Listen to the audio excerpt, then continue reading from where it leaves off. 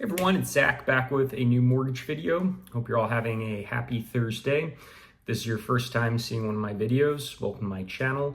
If you're a returning viewer, welcome back, where I'll try to demystify all things mortgage related. If you find this content helpful, please like and subscribe. Today, I wanted to build off of a short video I did a couple days ago comparing mortgage loan officers to offensive play callers and give a case study of the house that I'm living in and how, let's just say, the play caller was not the best and how we ultimately did still score a touchdown, how it was a little rockier than it should have been. So the house I'm in, we closed in May of 2022. And originally we signed on with this builder. It was a new construction property in August of 2021. So the first part of the play call, the play design, was mortgage rates. And with a new build, it's a little different than when you're doing a resale where it's a 30-day close. This is an 8-9 month process. The original play was for me and my wife to buy the house together, to both be on title, but for her to finance the loan solely. And when we were under contract, rates were low enough where she qualified by her own, and I was fine with that because I knew from doing this and buying a couple properties leading up to that my financial situation was a lot trickier, having rental properties, being commission income. So I was more than happy to do it that way. The problem is mortgage rates started to go up early in 2022. So let's start with the ideal mortgage loan officer, the Andy Reid or Bill Walsh level play caller. Maybe when we were under contract first, they would have prefaced, hey, I know we've got this play, your wife qualifies with this interest rate, but this is a historically low interest rate. If mortgage rates go up, let's have a contingency. That would be optimal. At the bare minimum, the middle of the pack, Kellen Moore type of play caller would have brought it up once mortgage rates started to go up. Hey, we're getting pretty close to you tipping the debt to income threshold for this loan. Let's talk about some other options. This loan officer did neither. They waited until I told them to lock the rate, because I was at a point in, I think, February where I felt like it would be more expensive in the long run to just let rates continue to skyrocket versus lock early when we didn't have a completion date and have to extend the lock if we had to pay a little bit extra. That would be better than the alternative of waiting. At that point, they finally realized, oh, your wife no longer qualifies. You have to jump onto the loan. So that's what we did. We changed the play. Both of us were on the loan and on title.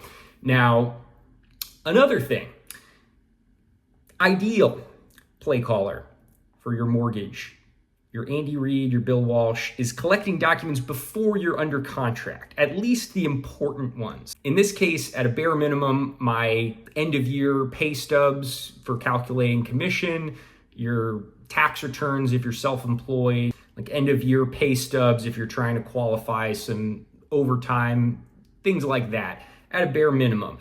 The middle of the pack loan officer, you're collecting documentation right after you go under contract. This loan officer waited until we were about 2 weeks from closing on the house before requesting anything.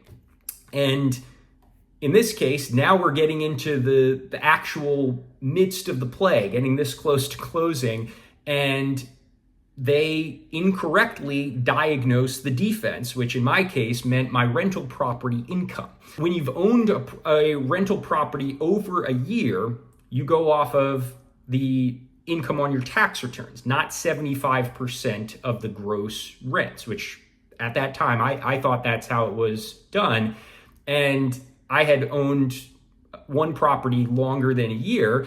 And like most investors, small businesses, I write off stuff on my tax returns to lower my tax burden, things like maintenance, repairs. So my taxes showed less income than 75% of the gross rent, which is what we were going off of. So suddenly, the play we had called didn't work. And the loan officer's solution was, you just got to bring 10 grand more for closing, which was another play in their defense, but it was not a play we wanted to do. We didn't have 10,000 easily accessible. It would have been unideal to have to bring that much more. So what I came up with was a solution, kind of like the quarterback ignoring his play caller and figuring out a alternative route mid-play. And ultimately we got it closed at the amount down that we were expecting. But that was an example, and I would say in general,